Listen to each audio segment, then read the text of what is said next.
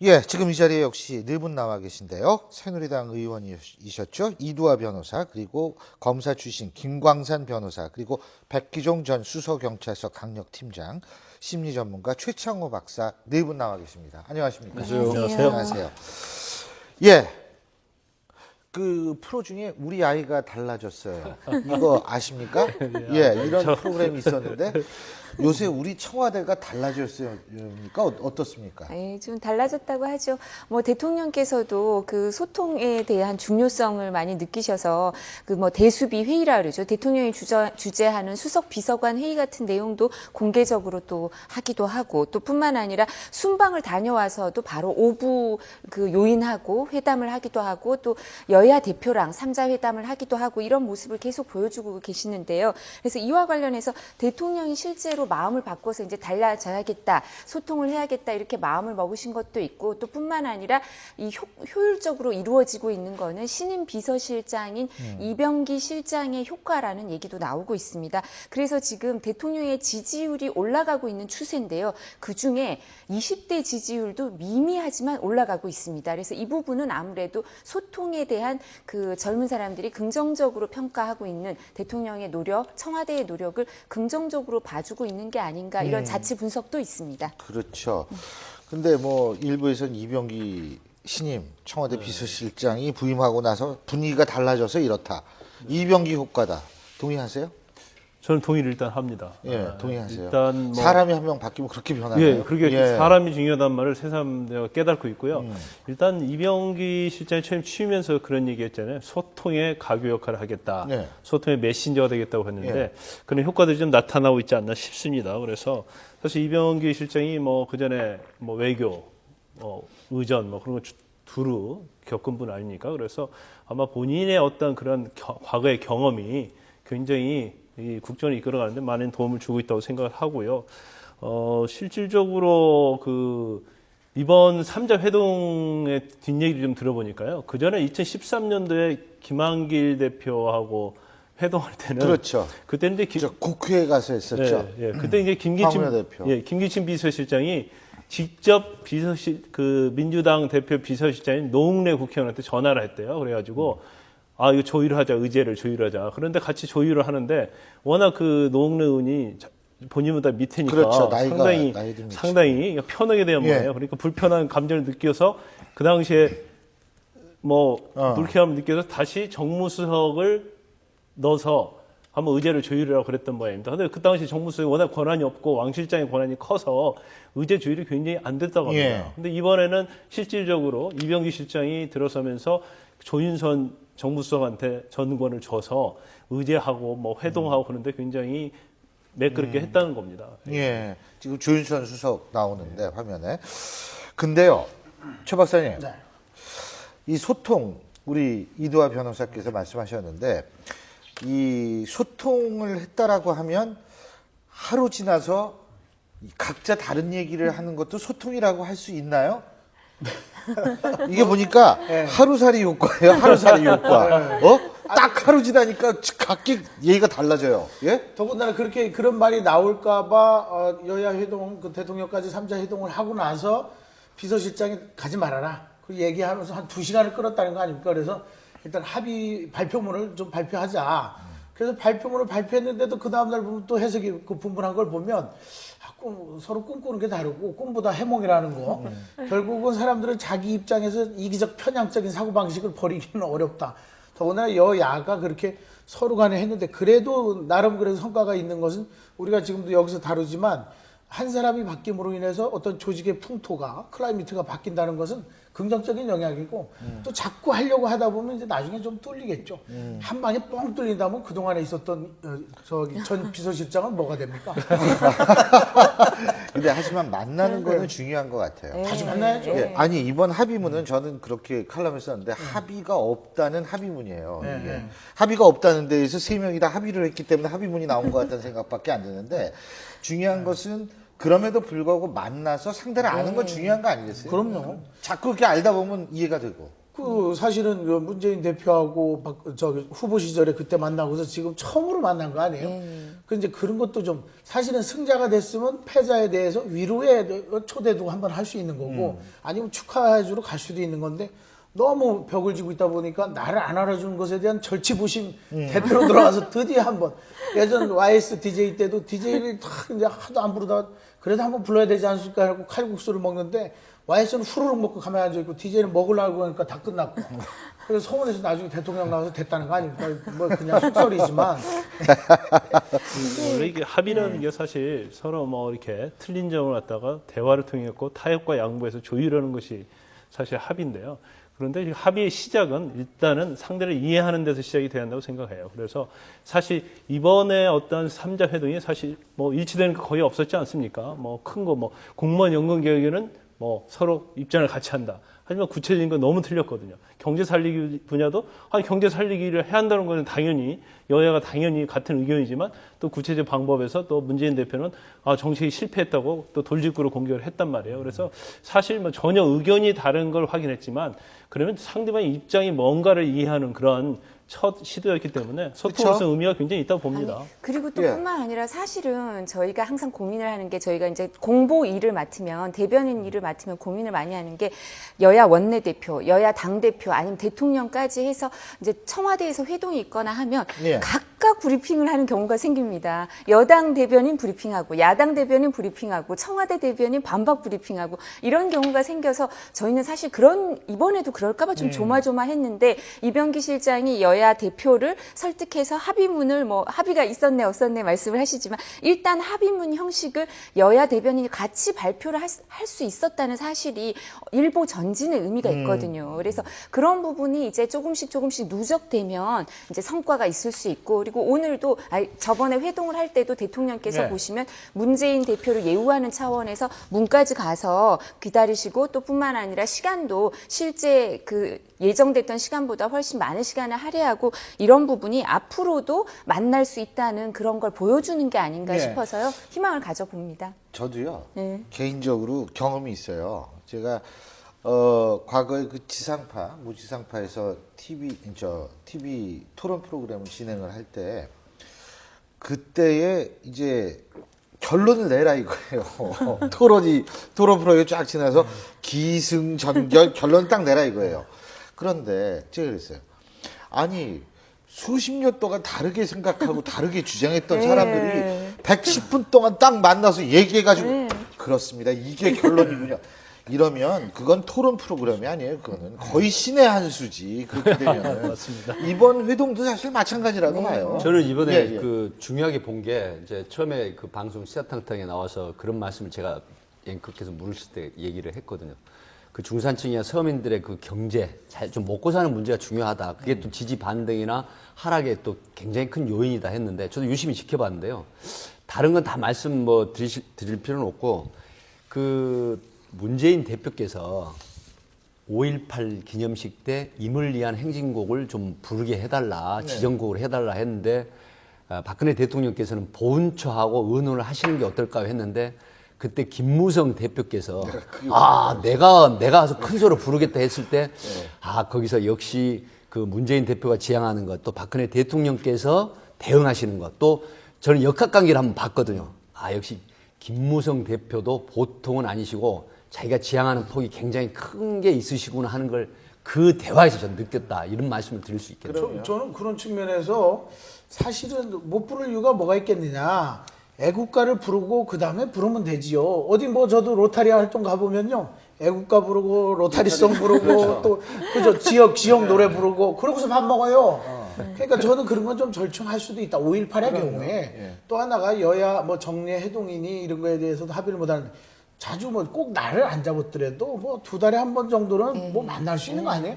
저는 그런 측면에서 너무 이렇게 경직되게 하고 답을 못 내릴 이유가 없다. 그런 거는 리더가 결단을 내릴 수가 있는 거잖아요. 앞으로 2달에 한 번 만났지 그건 한번 두고 보죠 뭐. 네. 제가 조금 해명을 해드리자면 제가 보훈처 쪽에서 들었는데 지금 이제 5.18 그 임을 위한 행진곡과 관련돼서는 예. 단체들이 청원을 한 거잖아요. 근데 또 그와 관련해서 보훈처에 있는 또 다른 예. 단체들의 청원이 들어와 있기 때문에 대통령의 어려움이 있으신 것 같습니다. 알겠습니다.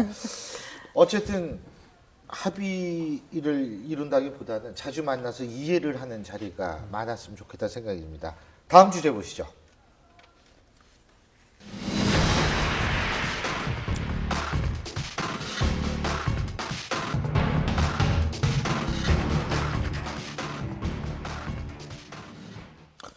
예, 지금 화면에서도 잠깐 보셨습니다만 재계 사정 한파가 몰아치고 있습니다.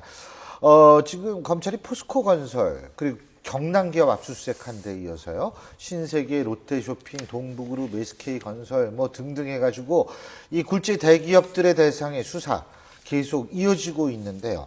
과연 이러한 검찰의 대대적인 대기업 수사 이게 뭘 노리는지 헷갈립니다. 경제 살리기를 하려면 오히려 기업을 좀 풀어놔줘야 되는 것 아닌가 이런 주장도 나올 수 있어서 더욱더 헷갈리는 상황인데요. 저희가 그래서 이걸 판넬로 정리를 해봤습니다. 자, 백 팀장님. 네. 수사가 지금 계속 커지고 있죠, 이게 그렇습니다. 진짜? 예? 근데 뭐 여러 가지 측면이 있는데 사실상 이제 대기업 길들이기라는 측면, 예. 또 기강 잡기라는 측면, 그다음에 이제 3년차 시작하는 단계에서 그 소위 말하면 전 정권의 부패 문제를 그 짚음으로 해서 지금 총선을 앞둔 그런 이제 뭐 사실 그 언론에는 뭐 보도가 그런 쪽으로 되긴 하지만 뭐 친이익이라든가 전 정권의 부정부패를 뽑음으로 해서 현 정권의 그 동력 예. 이런 부분들이 지금 거론되고 있거든요. 근데 지금 한 가지 특이점이 있습니다. 박근혜 대통령께서 지지율이 상당히 좀 올라가고 있고요. 또 일부 그 언론의 보도를 통하면 이양구 국무총리 지지도 지금 굉장히 올라가고 있다고 예. 하거든요. 근데 이게 지금 어떤 거냐면요. 3월 12일 날 그 부패와의 전쟁을 선포를 했지 않습니까? 예. 그런데 여기에 이제 뒷받침을 해주시는 굉장히 탄력적으로 뒷받침해 주시는 게 박근혜 대통령께서 3월 17일 국무회의 때 부패는 뿌리째 캐내야 된다 이렇게 말씀하셨거든요. 그러는 가운데서 지금 포스코, 경남기업, SK 뭐 비자금 이런 부분이 계속 됐는데 보도에서 많이 됐죠. 예전에 그 사자방이라든가 또 그 지금 기자방이라는 또 얘기 있죠. 기자방, 포자방 뭐. 이게 지금 국민들한테 굉장히 기대감을 주면서 정말 부정부패. 그러니까 심한 경우에는 뭐 4조 6천억인데 1조 6천억의 손실이 있다. 뭐 날이라는 거는 300억에 매매를 했는데 이런 그 커다란 그런 국고 손실이 과연 내버려 둬야 되느냐 하는 이런 부분에 국민들이 지금 부정부패 척결에서 기대감이 굉장히 높다. 이런 측면에서 지지율이 상당히 올라가고 있다는 걸 제가 여러 경로로 확인을 했습니다. 일단 예. 대기업 길들이기 대기업 길들이냐? 목적도 예. 좀 있을 것이다. 저는 그렇게 예? 보고 있고요. 대기업 길들이기의 목적도 좀 있을 것이다. 목적도 좀 있을 것이다. 왜냐하면요, 사실 지금 박근혜 대통령이 제일 추구하고 국정에서 성과 얻으려고 하는 게 경제 살리기 아닙니까? 근데 경제 살리기를 위해서 그녀는 수없이 뭐 하는데 대기업의 동참이 전혀 이루어지지 않고 있어요. 그 예를 몇 가지 들자면 지난 2월 24일이던가요? 그때 평창 올림픽 관련해서 10대 그룹 그 총수들 만나가지고 좀 스폰도 하고 성공적인 개최를 좀 도와줘라 그랬는데 지금 구체적인 재기 움직임이 또 없어요. 아, 지금 경기가 안 좋아서 돈이 없어 그럴 수도 그렇죠. 있죠. 그리고 예. 경제 살리기에 좀 동참을 해달라고 그렇게 몇 번을 얘기했지만 사실 뭐 전혀 현금은 많이 유보하고 쌓아놓고 있는데 지금 동참하는 기업이 없고요. 그다음에 디플레이션 때문에 현금 쌓아둔다 이런 의미. 맞습니다. 제가 무슨 기업을 대변하는 사람은 아닙니다만. 그다음에 4월 13일 최경환 부총리가 좀 임금 인상을 올려서 좀 소비 촉진해서 기업 활성화하자 그랬는데 바로 그 자리에서 어떻게 보면 면전에서 반박을 했어요. 아, 너무 이렇게 어려워서 임금 인상을 할 수 없다. 더군다나 최저임금제 관련해서는 그 경제단체에서 그렇죠. 또 반대를 했단 말이에요. 그럼 이렇게 보면 한마디로 어떻게 대통령이 얘기를 하면 좀 신용이라도 해야 하는데 뭐 전혀 신용을 하고 있지 않기 때문에 경제 살리려고 하는데 너무나 이게 재계에 도움이 없는 거죠. 그렇다 보니까 너무 영이 안 쓴다는 생각을 할 수 있고 아하. 또 그런 차원에서 이게 뭐 전형적으로 목표가 재계를 길들이기 위한 것이 아니고 부정부패를 하는 과정 중에서 그 중에 하나의 수단이 되지 않을까 자, 싶습니다. 이두하 변호사님은 셋 중에 어느 거라고 보세요? 근데 다 있지 않을까? 근데 다 있다. 친이계 예본 꺾기 이 부분은 저도 뭐 18대 국회의원을 했으니까 이 부분은 뭐 어떤지 모르겠지만 세 번째는 제가 잘 모르겠습니다만 대기업 길들이기나 집권 3년차 국정장악 우선은 목적은 국정장악을 하고 구조개혁을 하고 뭐 적폐를 해소해서 국정 운영에 추동력을 얻겠다 이게 목표일 텐데요. 그렇지만 결과적으로는 말씀하신 것처럼 일정 부분 대기업 길들이기도 좀 효과가 있지 있지 않을까 생각을 해보는 게요. 처칠이 이제 얘기를 할 때 처칠이 그런 얘기를 했었습니다. 훌륭한 정치가는 부처여야 한다. 도살자. 그러니까 과감하게 결단을 내려서 처단할 부분이 있으면 처단해야 된다. 이런 얘기를 했었는데 지금이야 뭐 그런 정도는 아니라 하더라도 대통령은 공직 임명권과 그 사정기관 장악력으로 힘을 발휘하시는 거거든요. 그렇기 때문에 사정기관을 장악하고 있기 때문에 이 어떤 부분 그 구조를 개혁하고 그다음에 적폐를 해소하는 그런 성과를 낼 수 있는 수사가 있을 거고요. 근데 제가 생각하기엔 그렇지만 지금 현재 뭐 포스코나 경남기업은 저희가 앞으로도 얘기하겠습니다만 객관적인 지표가 너무 나빴기 때문에 18대 제가 국회에 있을 때도 많은 얘기를 들었었습니다. 그래서 그 부분은 누군가는 수사를 시작할 수밖에 없이 첩보가 많이 모여 있고 정보도 많고 포스코는 심지어 뭐 내부에서 고발하는 그런 자료도 있었기 때문에 수사를 시작하지 않을 수가 없었을 것입니다.